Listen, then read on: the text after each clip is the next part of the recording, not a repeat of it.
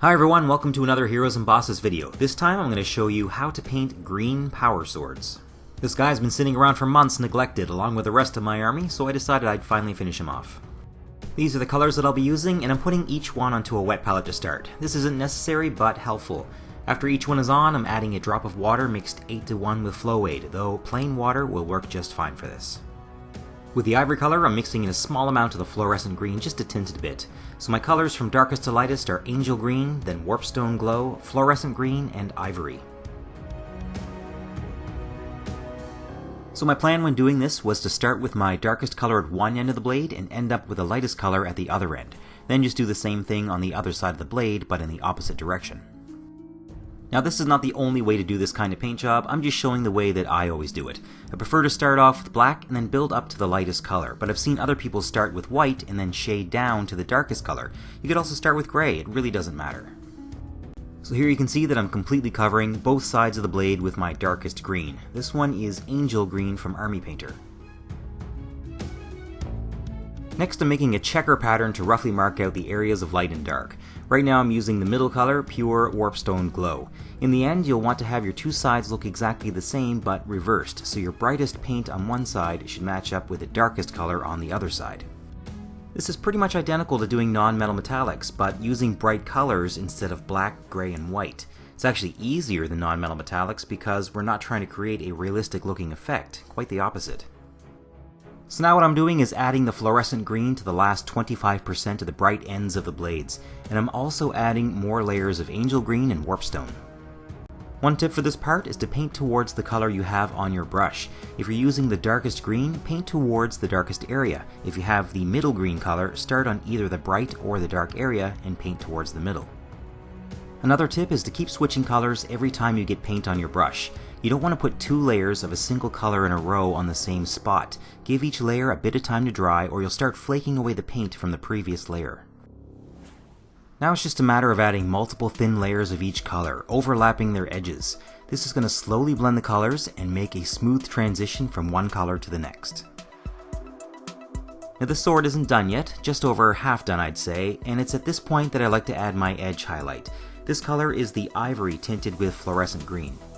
You never want to save this part for the end, because inevitably you're going to make a small mistake and you'll need to touch it up, or your lines will be too thick or crooked and you need to fix them. So do this part halfway through, then as you add your final layers of green you can simultaneously touch up your edge highlight. For the edges of the sword you can use the side of your brush bristles to get a nice sharp line, but for the center of the blade I'm switching to a good brush with a sharp tip, and as you can see, even though I'm trying my hardest, I'm making a disgusting mess of a line down the middle that needs fixing. And I also forgot to edge highlight around the hole in the blade, but I came back and did that later.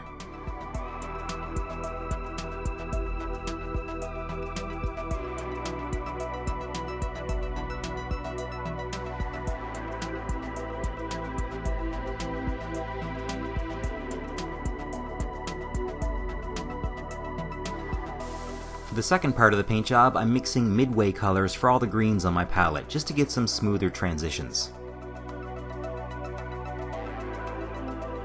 Once the paint job was completely done, this is where each of these colors ended up, and I'll show you this process as well.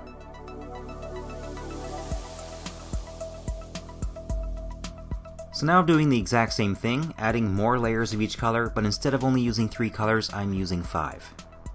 Most of the hard part is over though. The main focus now is to make the bright areas as bright as you can get them with a fluorescent paint, make sure the dark areas are nice and clean, and straighten out the edge highlights.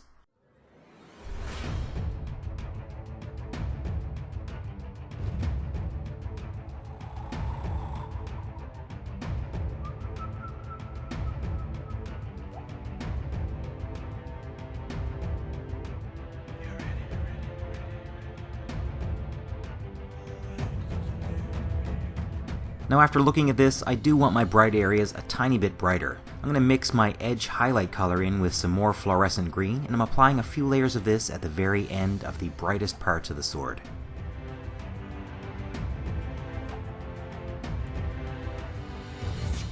And then I'm going back to the pure fluorescent and the fluorescent and warpstone mix to smooth that out.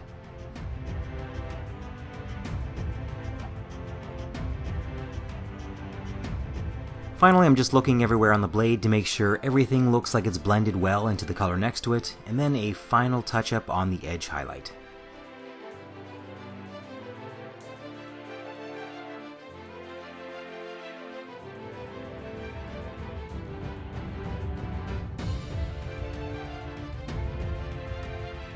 Then it was at this point that I realized I hadn't edged highlight around that hole yet, so I'm giving that a quick once-over.